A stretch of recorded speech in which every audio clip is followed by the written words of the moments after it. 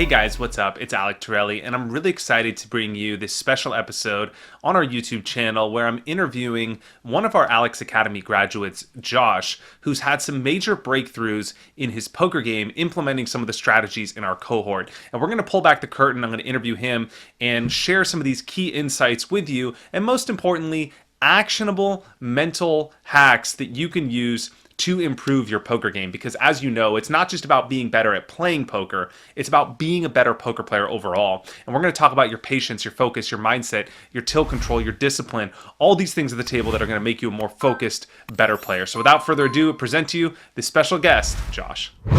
So, hey guys, I am here with Josh, one of our Alex Academy graduates, and we are going to talk about some awesome strategies to help you improve at poker today. And I wanted to start, Josh, I know you had some cool takeaways and things that other people can do to implement to help them on their journey.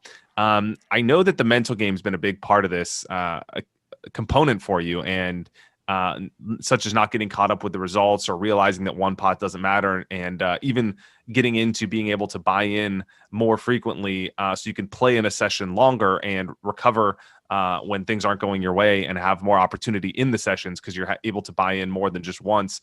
A lot of these things to me seem all tied to the mental game. And I was wondering your thoughts on what you said, that realizing one pot doesn't matter when you play a hand. If you lose a hand, what is kind of like a framework that you use for that, and how has that kind of changed in your experience recently? Maybe talk about where you were before and where you are now, and kind of what helped you bridge that gap. Sure. I think especially I'm a little bit older gentleman. I've been playing poker for, oh man, I can't believe it's been like 25 years now. Yeah. And I think coming from a standpoint of trying to protect my hand as opposed to realizing value and trying to gain the most out of each and in every situation, as opposed to worrying so much about what my cards are, and underlying, especially the principles of position is just so important. And I think you really, that I resonated with me. I think even the first time that I saw you on YouTube and the first time we spoke, and especially in our class, that, you know, your mediocre hands under the gun or in early position are just kind of a waste of time, and really having that integrity really helped. But I think over the long run, it really helped me fine tune my goal, which was to play every hand as well as possible. So instead of focusing on the results, and I know I just said a lot, but focusing on results and being results oriented was secondary to playing well and being happy with my play, and accepting, you know, sometimes the cards aren't going to lay the way you think they should, and a loss is okay. And you can also learn a lot too about a player and how to manipulate a shortcoming on their end as well. So I have a great example for that. I can go into if you'd like. Sure. I just actually got back from Vegas and had some really good sessions. But I actually had an instance where I was the hijack, and I had ace king suited, and there was a couple of limpers before me, so I made a decent size raise. Taking in your calculation with 3 plus the big blinds for each of the limpers, and had one of the limpers call, and the flop came down. I hit my ace, I was like, oh yes, here we go. It was a uncoordinated board, so we were, I was in really good shape. Ended up losing the hand to an ace 4, to a 2 pair, and I was like, really good hand. Understood why the guy played it. It made me just, even though I lost the hand, I was very positive. It was a really unique experience for me. And cool. It wasn't so, oh God, I can't believe I just got sucked out on. It was, I understand why he played it, and next time it's not going to happen that way. So I think that meant where I used to get so stuck on, oh, I'm running bad. I'm running bad. You know, it just, it was almost like I was wishing the cards to come bad so that I could be this cautionary tale. And it has improved my outlook, my betting patterns. I really don't feel like any longer when I lose half a buy-in or a buy-in that you know, I'm reluctant to reload or you know, make those extra bets. Cool. So I think that's a huge part of it. I think focusing on the process instead of the results is a huge takeaway. And I think a lot of people can benefit from that. And I think also the framework that you said was really cool was instead of like just the subtle mental shift of saying, instead of saying, okay, I lost that hand, I'm so unlucky. It's like a victim mentality. And it's almost like people aren't really conscious of it, but you spelled it out. Sometimes people are trying to reinforce that idea that they're unlucky because they get, you know, feel the victim, they feel important because of that, right? And so instead it's about saying, okay, let me analyze this hand and see what this guy did, why he played the hand that way. Maybe there's something I could learn from it, or if not, I can upgrade my strategy to play the hand differently next time. Or maybe I'm going to continue doing the same thing because I did everything right, and I'm going to continue to exploit this weakness that I see in my opponent that played the hand like a banana. He got lucky, but next time he won't, because of course you can't get lucky every hand. And so I'm still going to attack in these certain spots. So what's kind of like the framework that helped change that for you? What do you kind of tell yourself in the middle of the hand? Is there like a thought pattern or a mental exercise you do to kind of keep yourself in this new mindset that's more empowering than the previous one?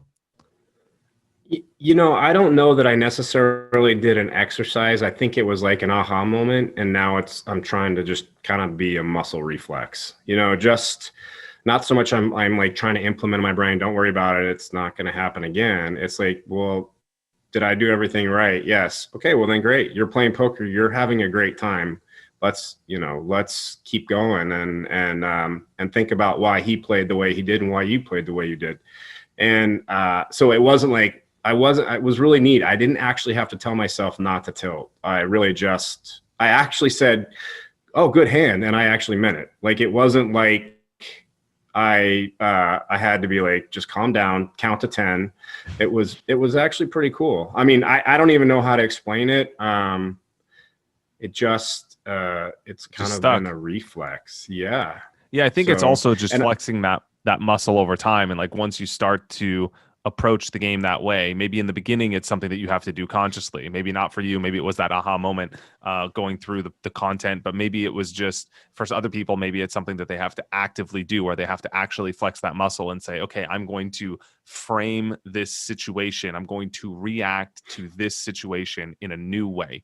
And in the beginning, it's going to feel awkward. It's going to feel abnormal. It's going to feel forced. But over time, I'm going to flex that muscle, and that's going to become the default way that I now react to adversity or setbacks or taking bad beats in poker. And I think that's something that could be learned. It's something that could be trained. It's something that nobody's really born with. Nobody is really born with this like ability to just say, oh, I took a bad beat. That's great. Good for me. Let me focus on the next hand. Like, that's not a natural way to react to something, but it's something that could be learned and could be trained.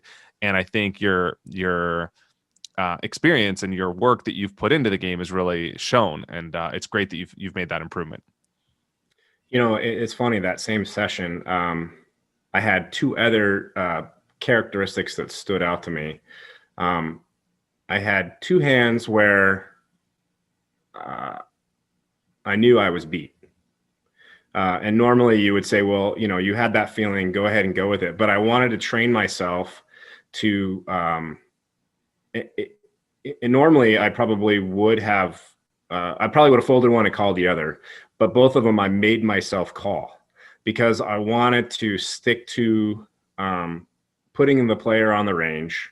And I mean, obviously it wasn't for all my stack. It was these were both value size calls where, you know, the math made sense. And so I was actually, you know, I was very happy with myself, even though I lost both those hands for doing that. And then the same decision later on in the hand where a hand I normally would have called, I actually heroed a guy with ace high and beat him.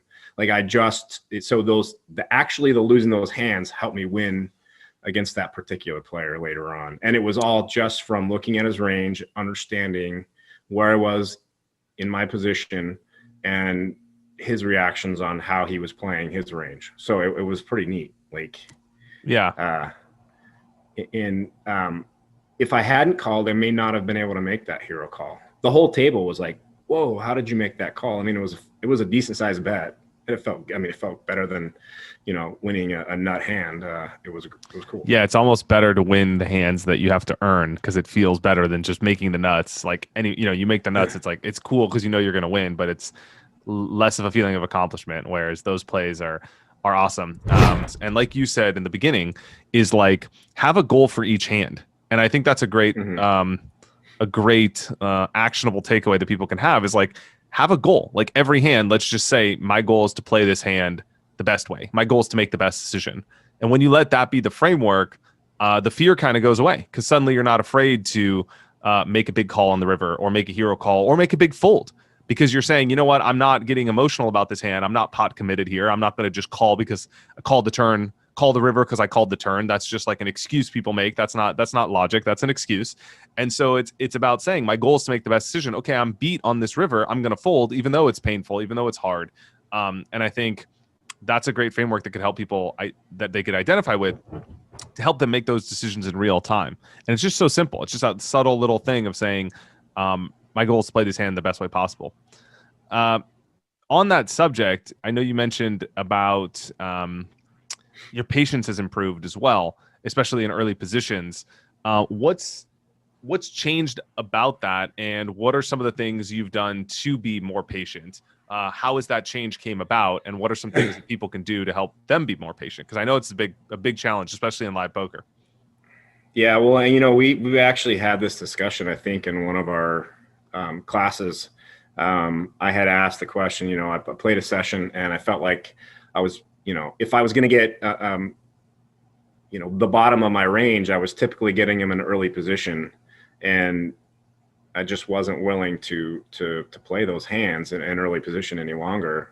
Where back in the day, I would have taken a chance. It was more gambling than trying to be a low variance of poker. But my question was, am I letting everybody else, so that by not playing so many hands, am I letting everybody else at the table think I'm a nit and therefore not generating enough pot size, essentially?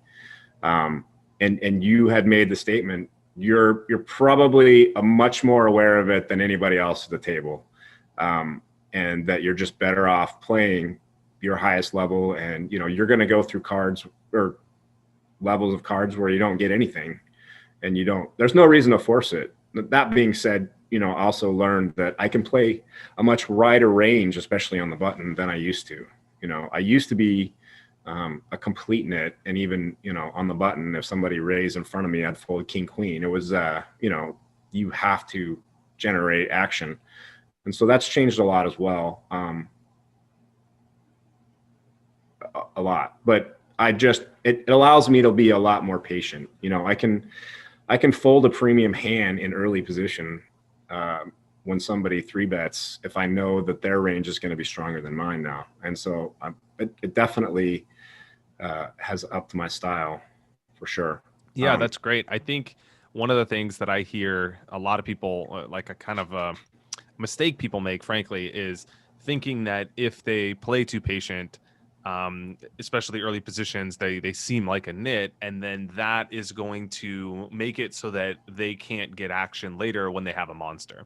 But the reality is in poker, most of the time you don't have anything. So you don't make a lot of big hands in poker. You actually need to win money when you don't have hands. Like when you c-bet, most of the time you want people to fold, because most of the time you don't flop top pair with ace king. You don't have an overpair. You don't have a set. You have nothing. And so what image does is people have image backwards. And I think you kind of touched on some of the benefits that this is bringing to your game. It's that basically by being more patient, you can develop a tighter image, but as long as you're aware of your image, you know how to use that image to your advantage. So you got away with a bluff against that guy, perhaps because your image is now stronger because you're not playing too many hands in too many spots. You have timed aggression. You're playing relative to the position, so people are seeing that your ranges are strong. You're playing solid fundamental poker, and then when it comes time to be in a big pot, you can leverage that image and get away with a play that you otherwise wouldn't make. So fine tuning your timing and understanding what people think of you, how people are thinking about your image, and then thinking one level higher than that is really the framework that I think people should use to make decisions in poker. But I think ultimately having a tight image is a very good thing. And I think it also makes you more money, of course, because you're playing stronger hands. So you're starting with a mathematical edge, which is very hard for other people to overcome because the odds are always in your favor. All right, guys, if you like this show, be sure to check out Alec's Academy. You can click the link below or visit alex.academy, ALECS.academy. Our next cohort begins June 6th. I'd love to help you turn poker into a profitable side hustle or full-time endeavor with the goal of making a couple grand a month on the side. That's what we hope for our graduates, and as you can see, they have some amazing, amazing results.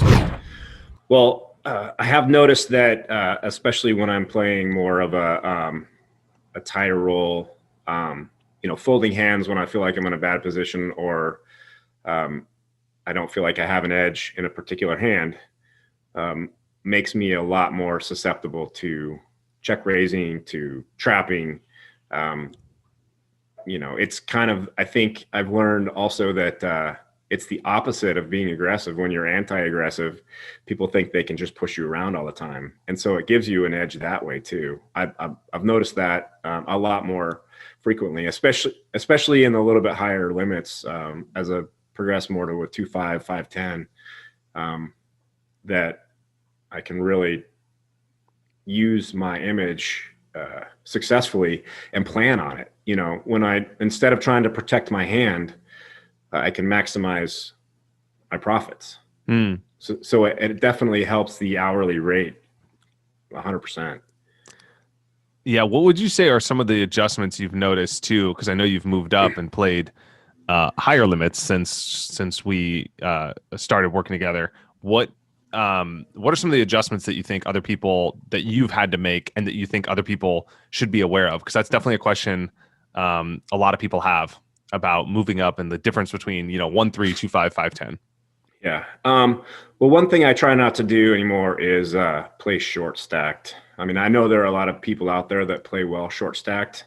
I feel like in those games, you just get attacked more if you're not at a certain level stack wise. So as soon as I take a decent size downswing, I automatically reload because I want to be at the max that I can. And that's not something I used to do. I used to take pride in playing short stacked, trying to maximize my session, from a shorter angle. Now I try to stay at the top level that I can be at and then increase my stack. That has helped tremendously because I feel like the better players play better, or they're going to take every edge they can. And if you can't really hurt them, they're going to come after you even more. And then I think it's harder to play against their range if you're so uneven. It's not like a tournament where the blinds kind of dictate what you're going to play and what you can't. If you're short stacked against a deep stack game, you're really playing at a much disadvantage, a much bigger disadvantage. So that's one thing that has helped, not being afraid to just reload, in the middle of a downswing. Also, absolutely calculating the next two streets and what's going to transpire. If I know that I'm drawing with a lot of equity, I'm okay getting it in on the flop,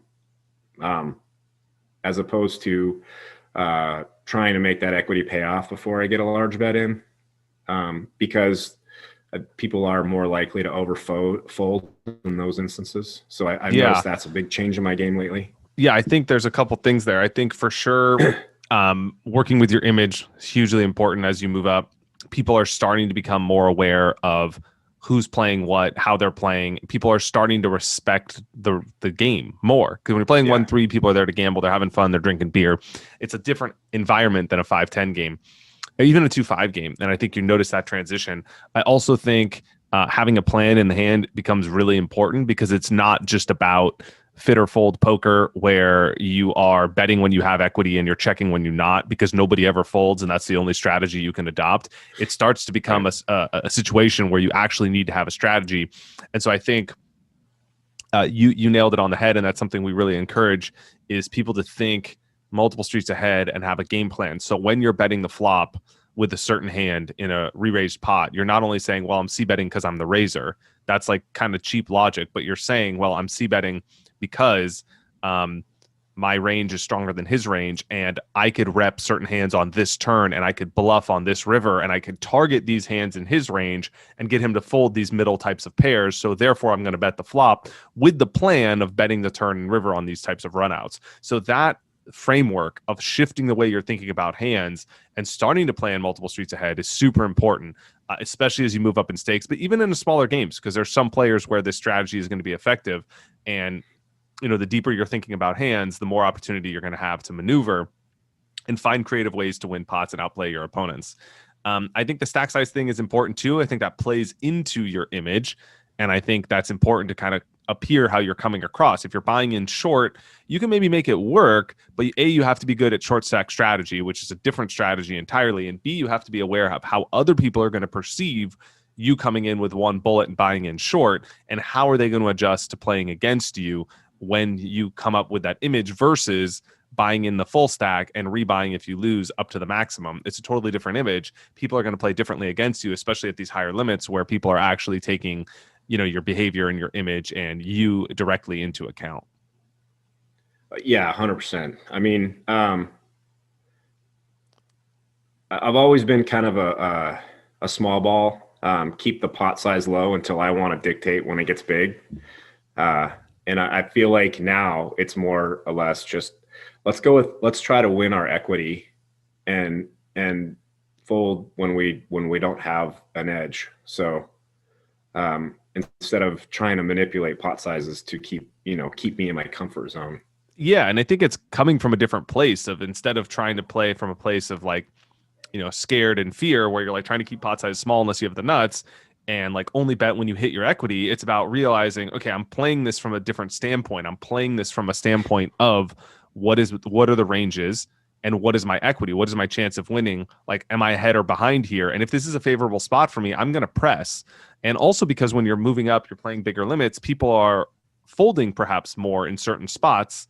And so those plays work a little bit better perhaps when you have a certain image, you can leverage it, you flop a decent amount of equity, they might be capable of laying down a hand where at a smaller stakes game, they're not going to lay down. So it's important that you kind of adjust the framework for how you're thinking about hands and games and situations from a place of fear to a place of confidence with understanding the depth of the situation, the equity, the ranges, the math, and then also saying, okay, how are my bets going to be interpreted? And which bets are going to work in different ways as I move up in limits against different types of players. Ultimately, I think it comes down to formulating a unique game plan for each person, kind of bringing it full circle on what you said, where like when there's a VIP at the table, you have one game plan against him, but that doesn't mean there's not opportunity against all the other regs or pros or semi-pros or other amateurs that you can have a different game plan against all of those players. And so I think that's really important to be formulating an individual game plan against each person, because people make decisions based on who they are and how they think about the game. And so therefore the correct strategy is to have a unique game plan for each person at the table. Poker is without a doubt one of the most complex games in the world. Even the best of the best will admit that the more they learn, the more they realize they don't know. Players who decide to work on their game often make the mistake of focusing only on gameplay strategy. But to play like a pro, you have to think like a pro. And that goes way beyond the cards. There's only 5 or 6 people on the planet that understand how good your play was right there. It's not enough to become better at playing poker alone. To crush the game, you have to become a better poker player. Wow, how good is Alec play? That's a sick laydown. That is really sick. I'm very impressed with Alec. The hero fold there. Wow! No, Torelli's hand must be wrong. He must But he's done it. Really? Yeah, it's a really good call. I'm Alec Torelli, and I've won millions playing tournaments and high-stakes cash games all over the world. And Alec Torelli makes the fold. Wow, what a I've taken the best of what I've learned and condensed it into an intensive mastermind program to help you up your game, turning poker into a profitable side hustle or even a full-time business. No, my God, no way. Whoa! Oh my God! He calls! Oh my God! Over the course of 8 weeks, we'll cover everything from strategy to the mental game, how to study, how to manage your bankroll, game selection, and much more. Head to alex.academy. So what are you doing to kind of stay dialed in and focus during the session? I know that some people rely on their iPad and music and texting and email and other things because they get kind of bored during the game. It sounds like you've had a shift in your enjoyment of the game. You're talking about being entertained even while losing, and you're more present, you're more focused at the table. What shifted for you, and what are some things that you've done that have helped you to kind of like stay in the zone and not even need the music and kind of reframe the way you're thinking about the game? Yeah, well, I think, this past year of studying so much has helped tremendously, whereas I used to just focus on my hands as opposed to what position I'm in, what range everyone else has. I mean, that's a full-time thing at the poker table now is, remembering people's hands. Every little edge you can find, you've got to be aware of it. So it's so much easier to stay focused as opposed to, okay, this hand's no good, I'm going to pitch it, I'm not going to worry about what anybody else is doing. As opposed to just playing my hand. So it's kind of it's become more enjoyable. There's more to it. I mean, yeah, totally. Waiting for aces is so boring. You're right. I mean, and who cares if you lose with aces now? It's just kind of like, I don't expect to win the premium hands every time. I expect to play well. And if I feel like I maximized my equity and made right decisions, then let's just move on to the next hand. So yeah, I'm not gonna lie, it's great when you take down a huge pot. I mean, there's no better feeling than that, but it definitely doesn't hurt as bad to lose a big pot, especially when you're drawing to 70% of the deck when he's got 30%. So it's okay to handle it. I mean, it definitely feels better. And listen, I hate losing. Everyone hates losing. But when you know that you played better, I don't know. It's kind of changed my whole philosophy, even in sports, because I come from a sports background. And I used to get really down on myself when we lose, even if I had a great game. And, going back, I wish I would have had this mindset back then. I probably would have excelled, more than I did.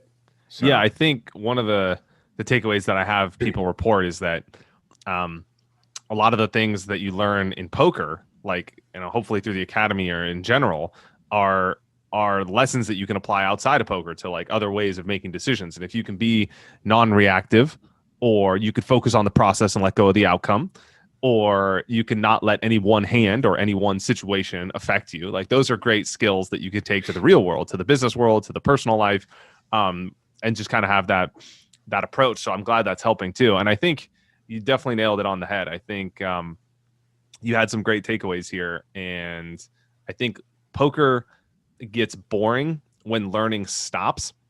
And so by shifting your framework from saying like, I'm just here for the action, the end result, I'm here for the result, to instead say I'm here for the journey. And you're like, every session becomes an opportunity to grow in some way as a person, to work on an aspect of yourself, or to improve your game in some way. Suddenly the game becomes really interesting because there's always another level.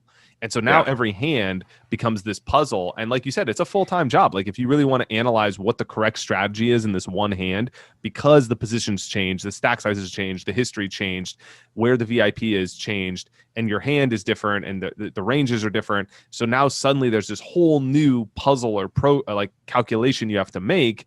And every single hand is like a new one of these exciting puzzles. And so you just stay in this flow state where every single hand you're kind of like going through this process and thinking about what to do and how to react. And that is a full-time job, and it keeps poker fun and exciting. And suddenly you stop really caring about like, oh, I've got aces, I got a set. You just start to become obsessed with this idea of like, what's the best play here? What's the best strategy? What should I do? What should I bet this? Should I bet that? And the game becomes exciting and creative instead of robotic and mechanical. So anytime you notice, I think a good symptom here, a good trigger to notice is if you feel like your game is robotic and mechanical, you need to step back. You're doing something wrong. There's something that's broken. It's got to be fixed. And the solution that I found that works, for people that I've coached is to keep the game fun and exciting by always learning and always approaching it with that playful mindset of what can I learn? How can I improve? How can I get a little bit better during this next session, this next hand, this next moment? And I think that's a great takeaway. So thank you, Josh. This was great. Well, I think also it's important to continually realize what you need to work on. I think I had sent you a list of some things that, I recognize that I still want to work on. And some of it needs to become a reflex. It can't just be, well, I'm going to study, because, if there's a pattern that you see in yourself, some studying is not going to get you past that pattern, So I think maybe I'm going to start writing down some almost scripts to read to myself and to say out loud, I'm going to do this. I'm going to be better at this, so that if I say it enough, eventually I can work it into a reflex. I still see some kind of weaknesses and patterns and some betting things that I do that are still drawn out of somewhat of fear. And so I'm trying to work through those. And part of it, I think, will just, the more that I'm able to play, now that COVID's coming to some sort of impasse, I think it's going to help a lot, trying to make it more of a reflex. But yeah, studying is awesome. I want to be able to study better, and I still feel like I have a weakness on learning how to study some GTO, but being able to kind of get through some of those mental blocks that I still feel. Yeah.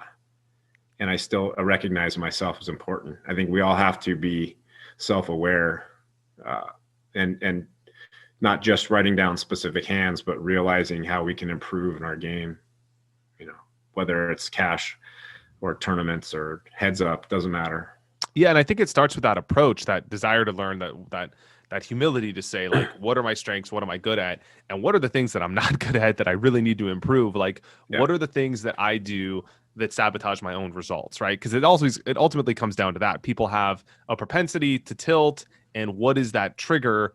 And what does that trigger lead to? It leads to playing poorly and tilting and playing too many hands, and then you become your own worst enemy, right? Because everybody has a great A game. If you're like playing poker like you have for 20 years, like, people have been playing poker a long time. A lot of people have played thousands of hands, many sessions. They have great A games, but the key is really like, how are you going to, make your A game better? Of course, through studying in GTO and whatever, but how are you going to play your A game more often?